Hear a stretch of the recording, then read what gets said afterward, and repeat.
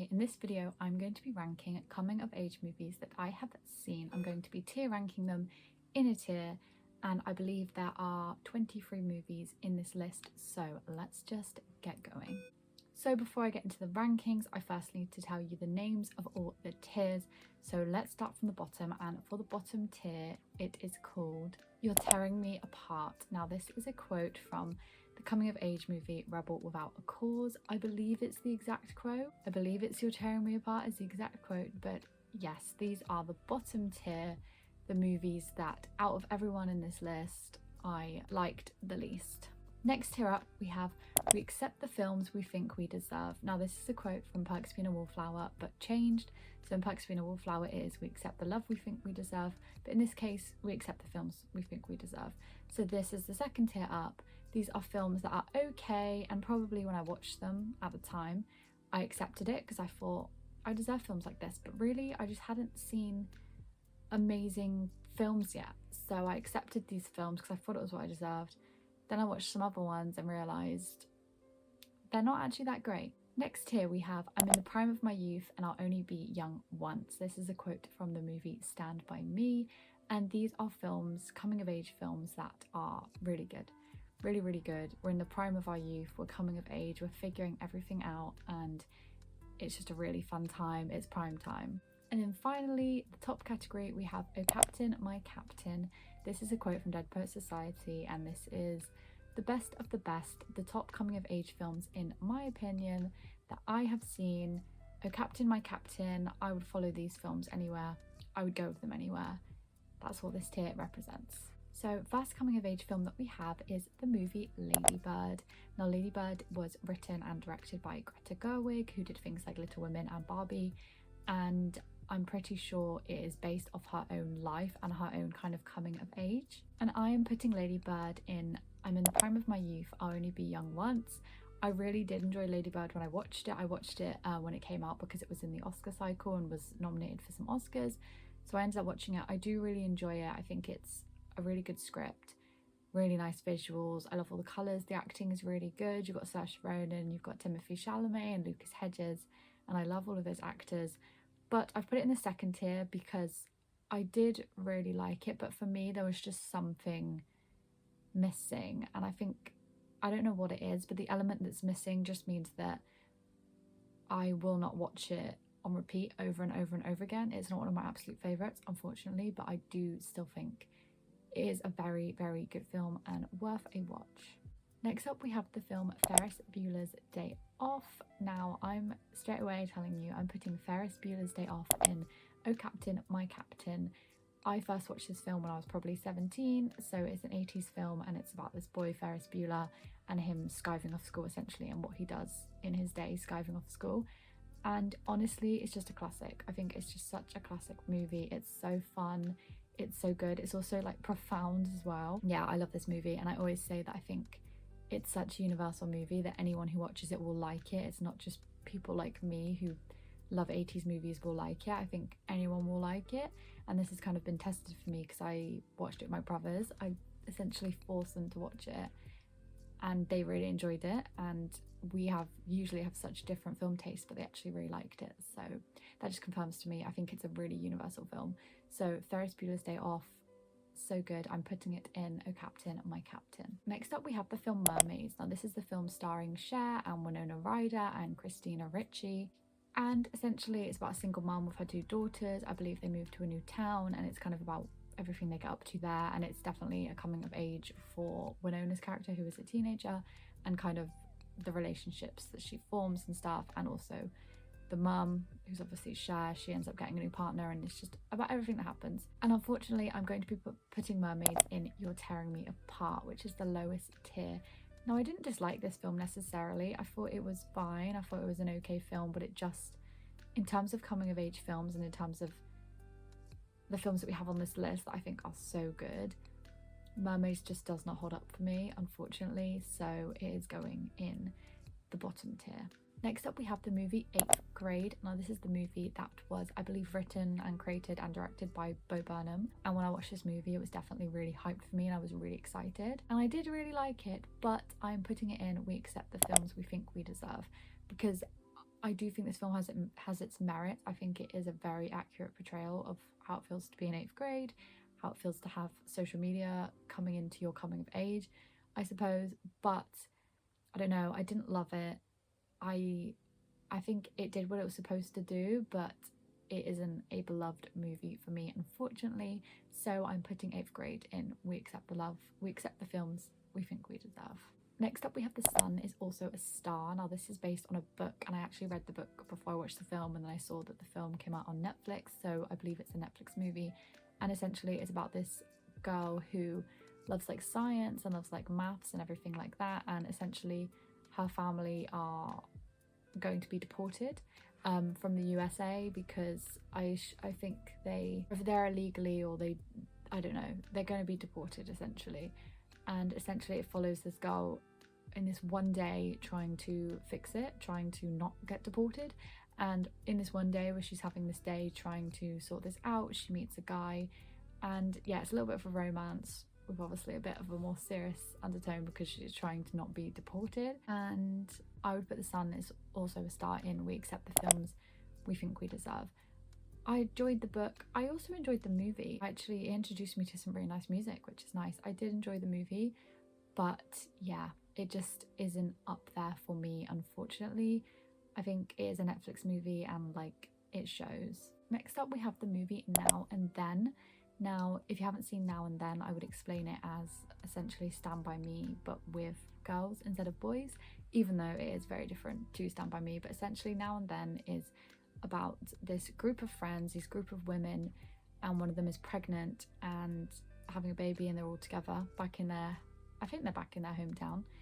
And essentially one of them's having a baby, and then they're reminiscing about their life when they were kids.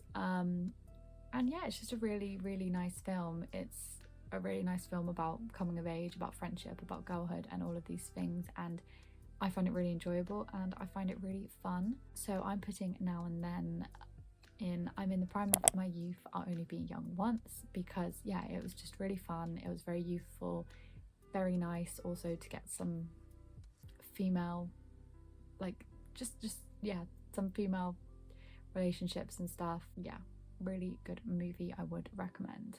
Next up we have the film Mid-90s. Now this is the movie that was created by Jonah Hill, and I believe it's kind of a bit based on his childhood as well. But essentially it's about a boy who gets a new group of friends, and what happens, and they kind of like change his life and open his eyes to things because they're all a bit older than him. And they're essentially this gang of like boys who skateboard and stuff, and it's set in the mid-90s, as you could surmise.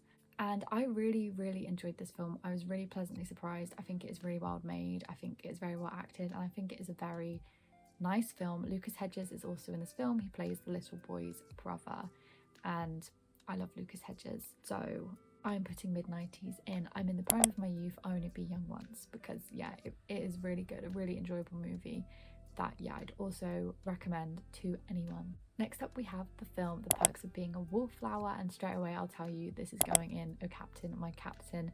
I honestly, I don't know what it is, the like visceral feeling I get thinking about this film and watching this film. It's just such like, it's such a vibe. It's got such this vibe and this feeling for me that I love so much. So I watched this film when it came out in 2012, so I was literally 12, and I love the fact that I got to experience it while actually coming of age as well.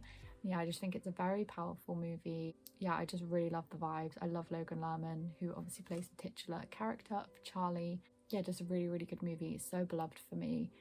I don't know what people would think if they watched it today and kind of didn't have a history with it, of watching it when you were a teen, I don't know. But for me, I think it's so good. I think it's such a touching movie, and I think it does portray really well the feeling of kind of like loneliness and not fitting in when you're coming of age and when you're young, all those types of things, and then like finding a group of friends and finally feeling like you belong. I feel like it does all those things really well. So yeah, The Perks of Being a Wallflower is so beloved for me, and it's going in the top tier.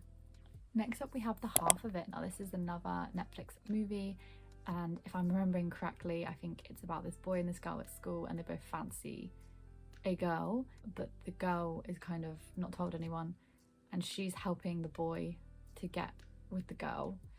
even though she fancies her. So it's like kind of all about friendship and sexuality and stuff and relationships, and I'm putting the half of it in We Accept the Films We Think We Deserve. It's another one that it's a Netflix movie and I feel like it shows, which is fine. I did have fun, I did enjoy it, but I think I watched it and then didn't really think about it again, so for that reason it is going in the second tier. Next up we have Booksmart. Now I would describe Booksmart as the female version of Superbad, and I love Superbad, which is also on this list. So I would put Booksmart in I'm in the prime of my youth, I only be young once. I think Booksmart is so funny, it's so fun, it's also really touching, the messaging is really nice, and I love that it's showcasing women and queer women as well. Yeah, just a really fun movie, really funny, really good, and it's one that I would rewatch again and again. And I think it is a very good modern coming of age movie, because you might notice a lot of the films on this list are old and came out a while ago, whereas Booksmart is more modern, and I think it's one of the more modern ones that has earned its place among all the older ones. So yes, it's going in I'm in the prime of my youth. Next up we have the film Moonlight, the Oscar winning film Moonlight, and this is going in Oh Captain, My Captain.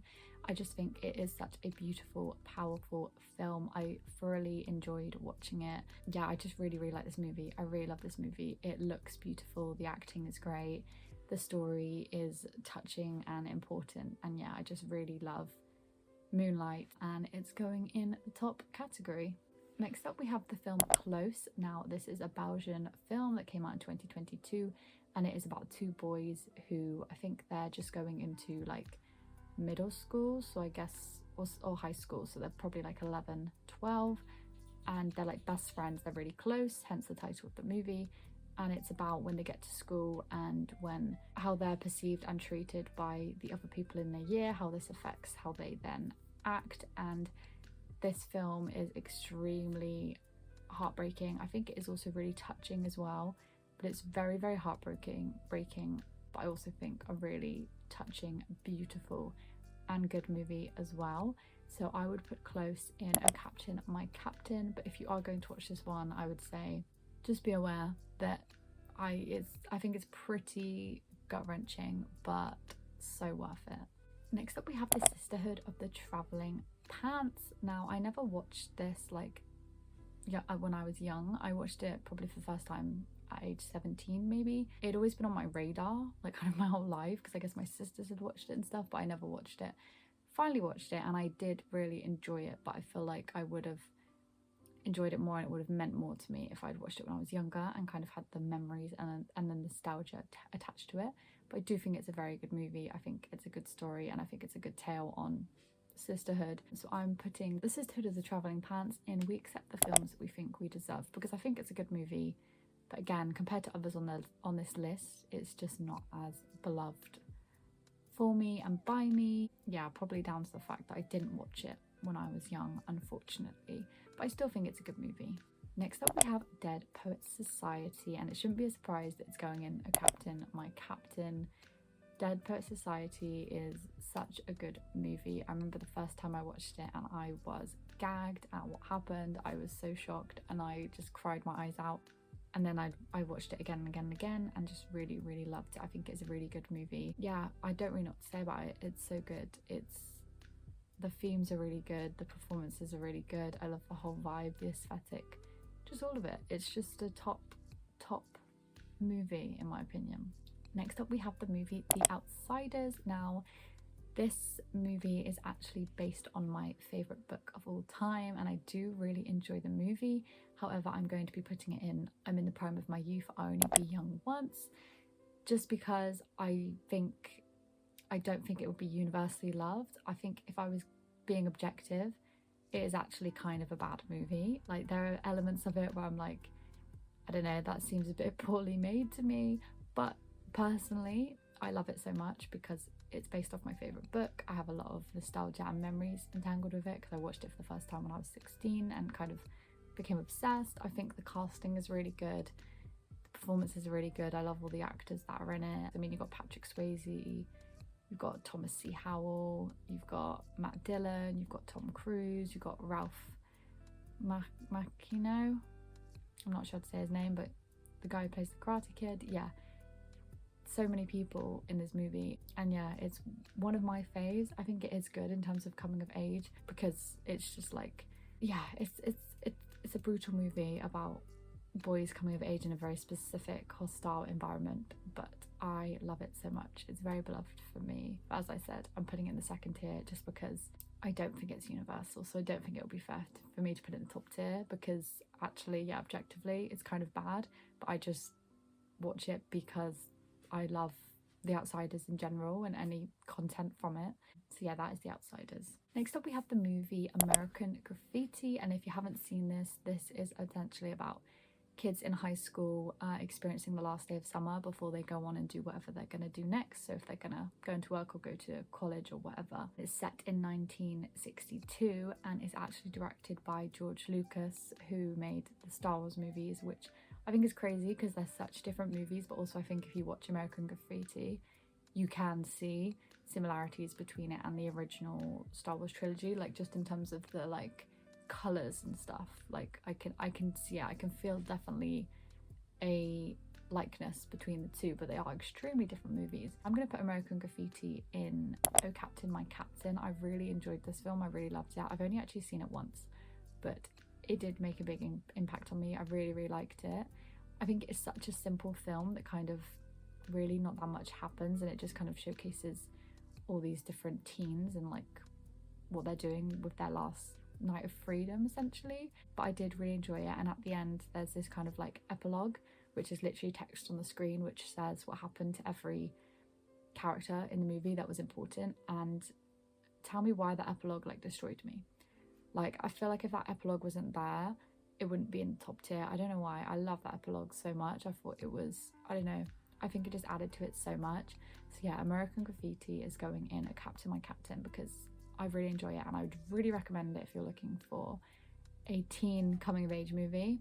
Highly would recommend American Graffiti. Next up we have the movie Pretty in Pinks. This is another 80s movie, and it's essentially about this poor girl who goes to a school where they have a mix of the poor kids and the rich kids, and essentially she is quite insecure about this fact that she is poor, and she gets a crush on this rich popular guy, and it's about kind of the relationship they have and how her insecurities and their differences get in the way of their relationship and stuff. It's called Pretty in Pink because she is really into fashion and she likes the colour pink. And there's also the element of she lives alone with her dad because her mum left them both, and this has also affected her as well. And I really like Pretty in Pink. It's one of those, it's a movie that my mum actually showed me because she really liked it when she was younger, and we watched it together, and it was really nice to watch this movie together, and we both really like it, which is also really nice. Yeah, I really like it. I love 80s movies. I think it's probably one of my favourite 80s movies. I just think it's really fun. It's really good performances, and I think what kind of makes it one of my favourite 80s movies for me is I think a lot of 80s movies are very fun and they have very nice visuals and all this stuff, but for Pretty in Pink, it also has this emotional element that just raises it a bit higher for me, because I really like the emotional elements and the emotional arcs that the characters go through. And a standout scene is one where our main girl is arguing with her dad about the mum that left and how she left, like she's kind of saying like, she left me too, like she didn't just leave you, like I'm dealing with this as well. And I love that scene. I think it is very well acted, and yeah, I just love Pretty in Pink in general, and I really fancy Blake, I think that's his name. So yeah, that's Pretty in Pink, and Pretty in Pink is going in I'm in the prime of my youth, I'll only be young once, because yeah, it is very good. Next we have the movie Superbad, which I obviously mentioned before, and Superbad is genuinely one of my favourite comedies of all time. So Superbad is going in Oh Captain, My Captain. I think it is very good as a coming of age movie in terms of telling the story of what happens with your friendships when you leave secondary school and go on and you take different paths, but also it's just so funny, and I think it's such a good comedy. And yeah, I love that movie so much. I think it's so good. I could watch it a million times over and over and over again. Yeah, it's unmatched. So Superbad is going in Oh Captain, My Captain. Next up we have Rebel Without a Cause. This is the 1955 film that stars James Dean. It also has Natalie Wood, who is from West Side Story, and I really like this film. I did really like this film. I think it was the first James Dean film I ever watched, and I thought his performance was very good. I really like the movie. I do tend to quite like old movies, so you know, there's a little bit of bias there. But you know, I really enjoyed it. I like the plot, I like the visuals, I like the whole thing basically. And as far as coming of age movies go, I think it is really well done in how James Dean's character is coming of age and having to deal with everything that is happening to him, and he essentially moves to a new place is what happens in this film, and like dealing with that and meeting all these new people and falling in love and all of this stuff and loss and stuff. And yeah, just a very good film, and honestly just watch it for James Dean's performance because I do think it's really good. So I would put Rebel Without a Cause in I'm in the prime of my youth, I'll only be young once, because I do really enjoy it. And yeah, I think the performances are 10 out of 10. Okay, we're getting closer to the end now. I believe there's only 2 left, but next up we have The Breakfast Club, another 80s movie. As I said, I love 80s films, and I feel like The Breakfast Club is very beloved, and I do really like it. I did really enjoy it. I really like the visuals. I like John Hughes films in general. I think Pretty in Pink might be another one of his, so there you go. Yeah, I do really like this film. I like all the messages, I like the performances, I like the themes. I really enjoy it, and I'm going to be putting it in. I'm in the prime of my youth and I'll only be young once. It's not going in the top tier because I know it's so beloved, and I feel like a lot of people would say it's the best, but I do really enjoy it. But for me, it's not my fave. It's not my fave John Hughes, it's not my fave 80s film. So yeah, I'm putting it in the second tier, but I still really do enjoy this film. I really like it, and it's another one of those that I can watch with my mum and we can both talk about because she really likes it as well. And it's another Molly Ringwald, so that's cool. Yeah, so that's The Breakfast Club. And then finally, the final film, which is actually my top film. It's going in the top tier, and if you asked me what's the best coming of age film, I'd probably say this one. And it might not come as a surprise if you've seen some of my other videos where I talked about my favourite movies, but my last coming of age film is Stand By Me, and that is going in, of course. Oh Captain, My Captain. Stand By Me is one of my favourite films of all time. I think it is such a good movie. I think it's such a simple premise that is carried out and delivered so well. I love Stand By Me so much, and I think the coming of age elements in it are done so well. So if you don't know, Stand By Me is about a group of 4 boys who go on an adventure to find a dead body to essentially report it into the police and be rewarded. And essentially while they go on this kind of trek to try and find this body, they all go through their own kind of like, they all have their own journeys and kind of all have their own emotional arcs essentially. And I just really love that, the breadth in which they have their arcs, the different themes that are covered, the performances of the young actors, like it's just insane. And the movie is such a simple premise, it's not very long, and I think it just does exactly what it needs to do and does it really well. And this movie also has River Phoenix in it, which is just an added thing of like, look how amazing he was as an actor, like, because he's so good in this movie. And I think he was like 14 when it was filmed, which is just crazy. Yeah, Stand By Me is going in A Captain, My Captain, because yeah, one of my favourite movies of all time.